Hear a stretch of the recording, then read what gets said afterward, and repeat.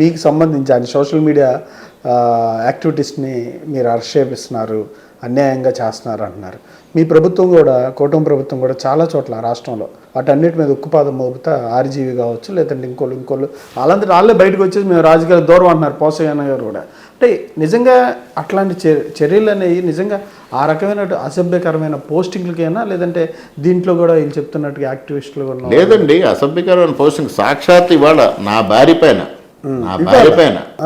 అసభ్యకరమైన పోస్టింగ్లు సాక్షాత్తు సూర్యనారాయణ రెడ్డి గారి అకౌంట్ నుంచి పోస్ట్ చేశారు. ఇవాళ నేను ఆధారాన్ని తీసుకుని కంప్లైంట్ ఇవ్వబోతాను.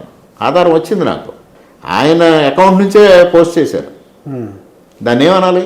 అసలు ఒక సాటి స్త్రీ మీద, అంటే మాకు సాటి స్త్రీ అని ఎందుకు అంటున్నానంటే గతంలో చేసింది నేను పురుషుడి కింద భావించట్లేదు, స్త్రీయే ఎమ్మెల్యేగా పనిచేసింది కాబట్టి సాటి స్త్రీ పైన ఆ విధమైన ఆరోపణలు చేశారు.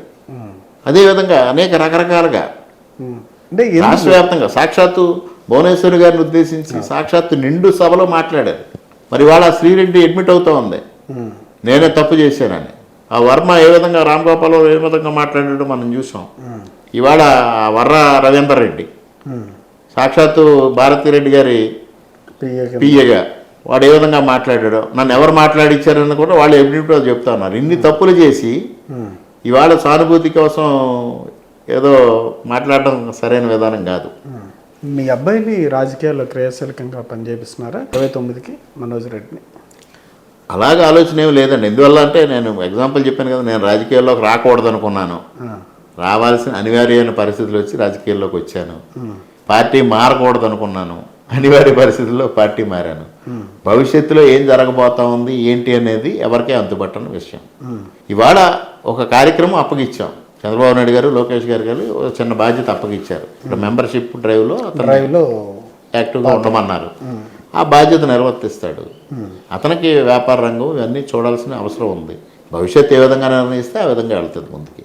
పవన్ కళ్యాణ్ గారు గ్రామ పంచాయతీలకు సంబంధించి కావచ్చు, లేదంటే నిధుల విషయంలో మీరు ఆయన ఏమైనా కలిసడం జరిగిందా? అలాగే పురంధేశ్వరి గారు ఏ విధంగా స్పందిస్తూ ఉన్నారు? పురంధేశ్వరి గారు, మీ ఎంపీ గారు పురంధేశ్వరి గారు అద్భుతంగా స్పందించారు. ఏదైతే కెనాల్ రోడ్డుని నేషనల్ హైవేగా కన్వర్ట్ చేయాలనే ప్రతిపాదన వచ్చినప్పుడు ఆవిడ నితిన్ గడ్కరీ గారు నేను ఇచ్చిన ప్రతిపాదనని ఆవిడ ద్వారా ఆయనకి ఇవ్వడం, మరలా ఆవిడ అక్కడి నుంచి ముఖ్యమంత్రి గారి చేత లెటర్ రాయించమని చెప్తే నేను వెంటనే ముఖ్యమంత్రి గారి చేత లెటర్ రాయించడం, ఆవిడ ఫాలోఅప్ చేయటం. అదేవిధంగా ఇక్కడ జన్మభూమి హాల్ట్ మేము ఇద్దరం కలిసి హామీ ఇచ్చాం అనపత్తి రైల్వే స్టేషన్కి సంబంధించి. ఆ హామీ కోసం ఆవిడ ప్రయత్నం చేయడం జరుగుతూ ఉంది. ప్రతి ప్రయత్నాన్ని ఆవిడ మరలా నాకు ఎవిడెన్స్ రూపంలో ఆవిడ పంపించడం. అదేవిధంగా ఇవాళ అనపత్తి రైల్వే స్టేషన్ అభివృద్ధి, తద్వారా మళ్ళీ బెక్కోల్ రైల్వే స్టేషన్ అభివృద్ధి చేయాలనే ఆలోచన మాకు రావడం. మరి ఆవిడ ఏదైతే రైల్వే అధికారులను తీసుకొచ్చి రాజమండ్రిలో ఒక సమావేశం పెట్టి నన్ను కూడా ఆహ్వానించడం, ఆ రోజు మా నియోజకవర్గానికి సంబంధం లేకపోయినా కేశవరం రైల్వే గేట్ని అభివృద్ధి చేయాలని నేను ప్రతిపాదించడం, జోగేశ్వరరావు గారి దగ్గర నుంచి అనుమతి తీసుకుని మౌఖికంగా ప్రతిపాదిస్తే దానికి కూడా వాళ్ళు రైల్వే అధికారులు సానుకూలంగా స్పందించడం, ఈ విధమైనవన్నీ పురంధరేశ్వరి గారి చొరవతోనే జరుగుతూ ఉన్నాయి. వారధి కార్యక్రమం అటెండ్ అవుతున్నారు కదా మీరు కూడా? నేను కూడా అటెండ్ అవుతాను. వస్తున్నాయా? ఎక్కువ జనాలు వస్తున్నారు. నేను అటెండ్ అయిన దాంట్లో ఒక మేజర్ ఇష్యూ నేను రిజాల్వ్ చేశాను.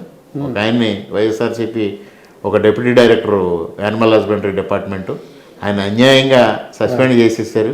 ఇంకో 3-4 నెలల్లో రిటైర్ కాబోతా ఉన్నాడు. మళ్ళీ రీఇనిషియేట్ కాకపోతే రిటైర్మెంట్ బెనిఫిట్స్ అన్నీ పోతాయని ఆయన రావడం. ఆ రోజు నేను వెంటనే ఒక లెటర్ ఇచ్చి నేను ముఖ్యమంత్రి గారి కార్యాలయంలో ముఖ్యమంత్రి గారి కార్యదర్శికి మాట్లాడడం, వారు వెంటనే యానిమల్ హస్బెండరీ డిపార్ట్మెంట్కి వారు మాట్లాడడం, వారు రీఇనిషియేట్ కావడం కూడా జరిగింది. ఇలాగ అనేక సమస్యలని ఆ రోజు పరిష్కారం చేస్తున్నాం, వస్తున్నారు. ఇవన్నీ సక్రమంగా సాగుతూ ఉంది.